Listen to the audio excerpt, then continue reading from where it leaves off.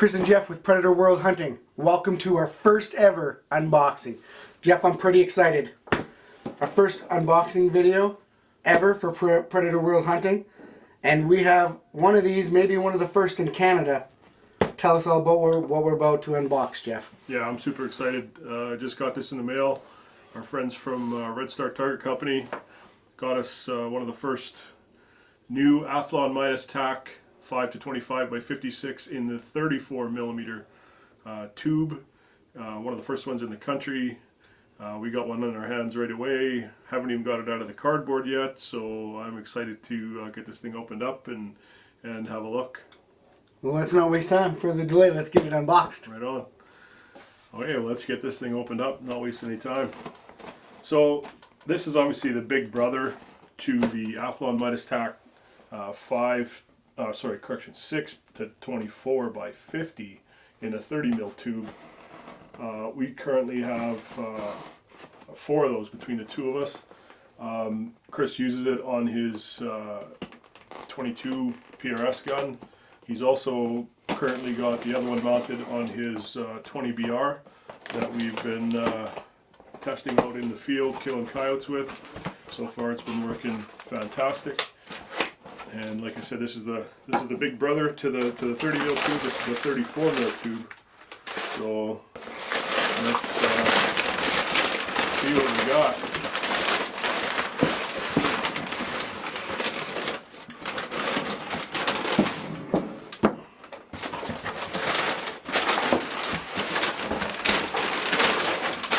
Nicely packaged. Nice work, Scotty.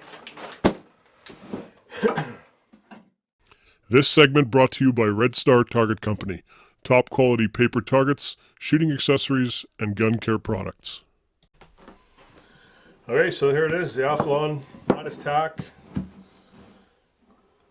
5-25 by 56 APRS3 front focal plane reticle. This reticle, I absolutely love it. We'll talk about that in a bit, but let's find out what we got in this. This box here. I didn't know if I was a fan of that reticle till we really tried it, Jeff, and now I love it on both my PRS and my coyote hunting rifle. Yeah, it's a lot of guys think it's too busy and everything else, but I would disagree. We've used it in the PRS type competitions, which is absolutely fantastic. When you want to do your holdovers, it's very, very easy. So we got a Allen key and some extra set screws in there for the zero stop adjustment.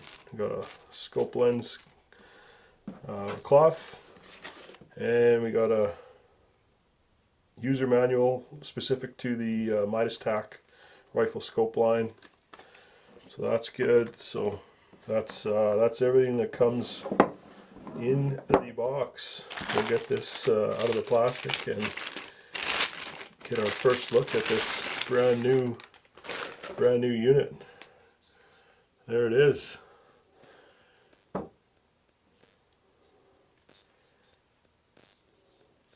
So some of the features obviously we really like on these is the HD glass they've got on this. Really good glass. Fully multi-coated optics. We got a positive mechanical zero stop on these. Nice audible turrets. Really feel positive. You can hear the nice clicks. Once we get it zeroed, there's a zero stop, and there you can hear it click when you get to the end. That's at 0. And parallax on this one. Well, we'll talk about all these features in a sec here, but anyways, that's what comes in the box. We'll get rid of some of this stuff, and we'll get right back to the specifics of it. So, like I mentioned, this is the bigger brother to the 30mm tube. This one being the 34, and the 30mm is actually one of the most popular models being used right now in the NRL 22 circuit, and it's been very, very popular. And at the price point it's at, this one would be just under 1,300 Canadian. dollars. So very affordable for a front focal plane optic.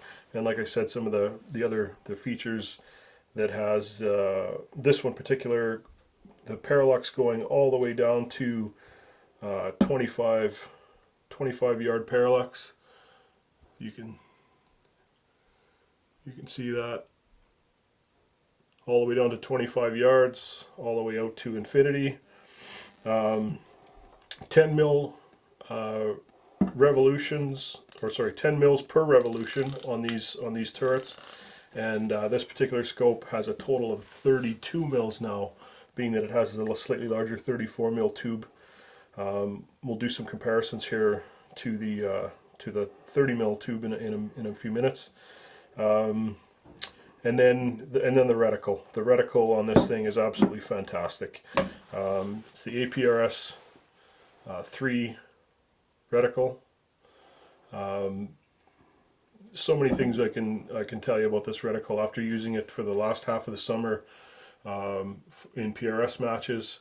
It's got the floating dot in the middle when you're at the higher magnification. It really lets you focus in your point of impact, especially when you're shooting groups or shooting steel out at distance. I really love having that floating dot, and I got to tell you, that floating dot looks absolutely amazing when you have it on coyotes out in the field too. For the windage on this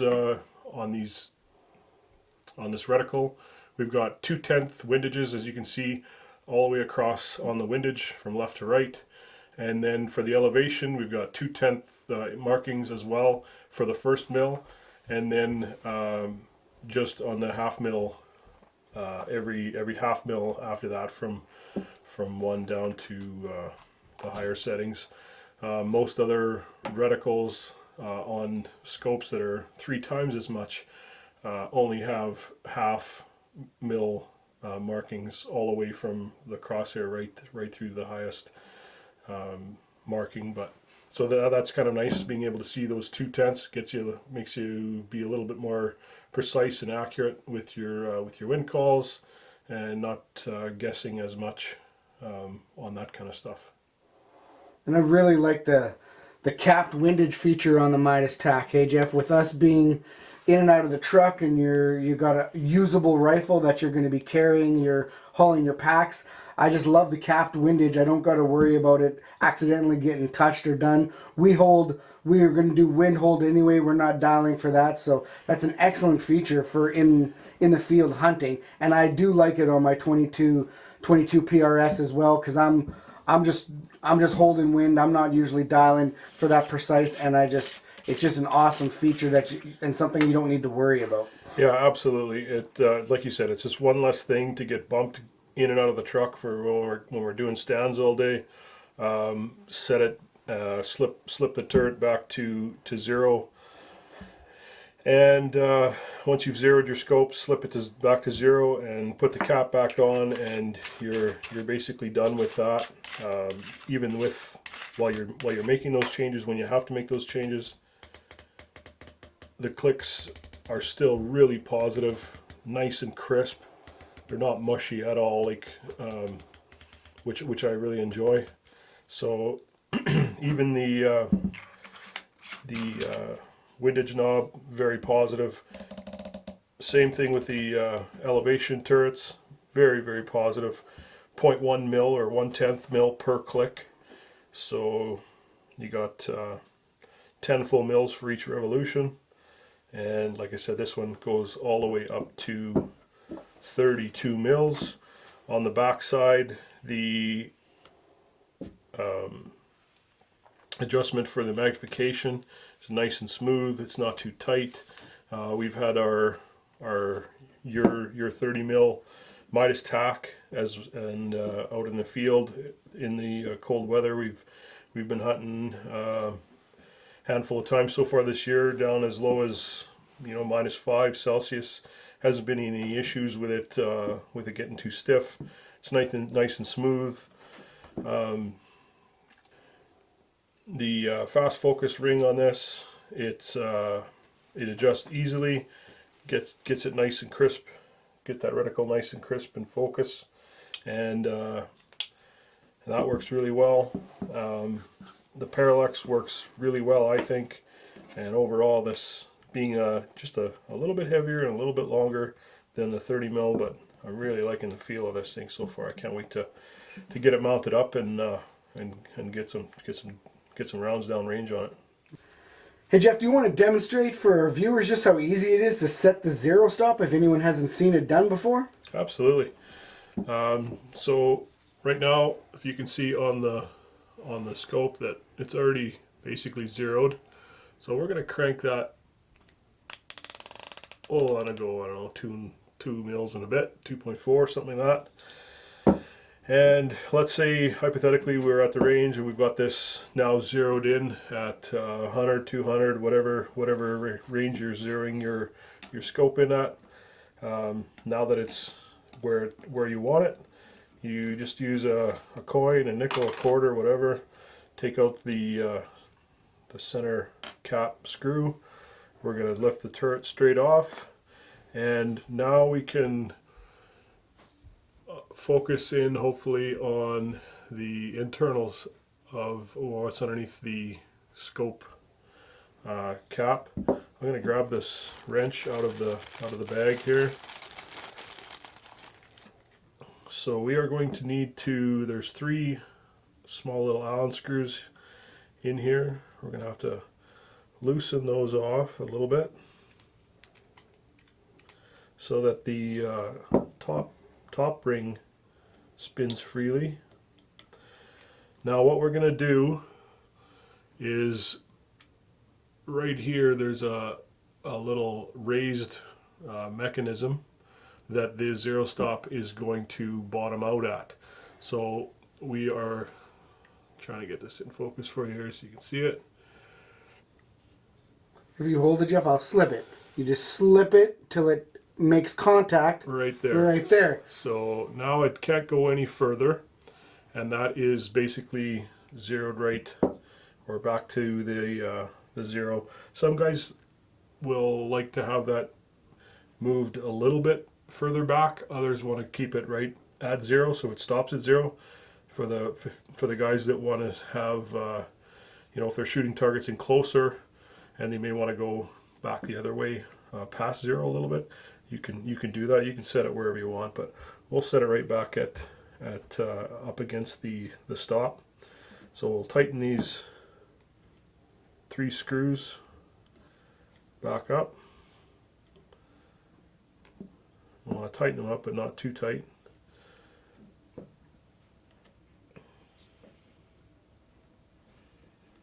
To keep that top ring from moving, should be good there. And now we'll take our zero on our turret and line it up with the line on the scope right there, and reinstall the top screw to hold the turret cap back on. Snug it up, and now we are at our new zero. So when we click it up for a firing solution, and I want to go back to zero quick, there's zero. Again, going up and coming back, and I'll let you hear it. So you definitely know when you're at zero, and that's how easy that is to reset that mechanical zero stop. Excellent. Okay, so now we're going to do a little side-by-side comparison to Chris's 30 mil Midas TAC. It's the 6 to 24 by 50, and the new one here that we've got now is the 5 to 25 by 56 in a 34 mil tube. So, like I said, this the 30 mil is a 6 to 24 by 50 versus 5 to 25 by 56 in the 34 mil. The 30 mil has 25 mils of travel in total. The 34 mil has a total of 32 mils total travel, so 7 mils more on the bigger 34 mil scope tube. Just able to gain that little bit more room with the bigger tube and the being able to use a larger erector. And what else? Like I said, the Paralux, this one goes 10 yards all the way to infinity.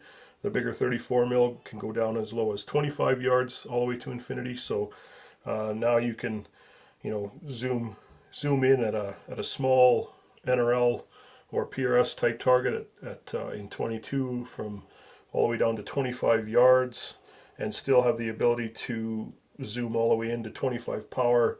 So 25 power at 25 yards, you start trying to shoot matchsticks and stuff like that.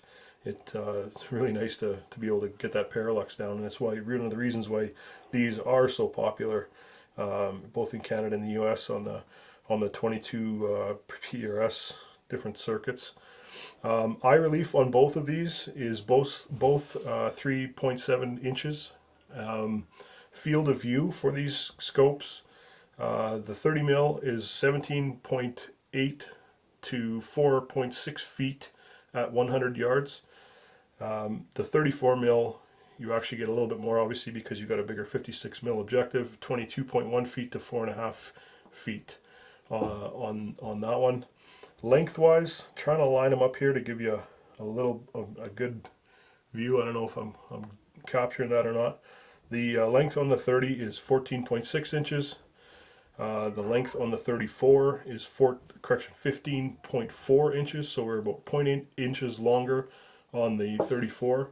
And weight-wise, the 30 mil comes in at 26.3 ounces, and the 34 mil comes in at 30 ounces, so a total of 3.7 ounces heavier than the 30 mil. What else can we say? The last time we were out, you were fortunate on the very last stand of the night, just before legal hunting time was up. You were able to harvest another coyote that came in, and it was still legal hunting time, but it was getting pretty dark, and you had no trouble putting that crosshair on that dog, even being a non-illuminated. That's kind of where you get some of the savings on these over some of the other higher models. They're not illuminated reticles, but tell us about what you thought, beginning that was probably one of the lowest light conditions we've been in, and how it performed in those conditions. It was cloudy, and with about 5 minutes left of legal, so it was 25 minutes after sunset. The coyote was very hard to see by the naked eye, but looking through even just the 30 mil, I can't imagine what it would be like on the 34, how much brighter. But the 30 mil had no problem settling the floating dot where I wanted to on that coyote, and seeing it clear as day, and making a safe, ethical shot at the very end of the day. So I imagine that's even improved more with the light gathering of the bigger objective and the 34 mil tube on the new TAC. But I'm happy with the 30 mil in those situations. I can only guess that the 34 has that increased. Yeah, so, well, let's go ahead and get this 34 mil tube mounted up. I've got some Vortex 34 mil precision matched rings that I've set aside for this unit. We'll get it mounted up, and we'll probably put it on my Remington 700 223 for now, and get it mounted up, get it zeroed, get it leveled off, and then maybe we'll even try and get some. Well, we'll definitely get some phone scope video of the reticle, so you can, maybe we'll bang some steel at that, and then hopefully even take it out and be lucky enough to get some coyotes with this new Midas TAC 5 to 25 by 56. So maybe we'll do a field testing video. We'll do maybe some tracking testing with it and get it out in the field. But for the unboxing, we'll put all the information and descriptions below, and feel free to comment if you have any questions. Yeah, and just one last thank you to Scott at Red Star Targets for hooking us up and getting one of these out right away as soon as he got them in his hands in Canada. If you are interested in either one of these two Athlon products, you can get a hold of Scott at Red Star Target Company and get one on your gun. You will not be disappointed.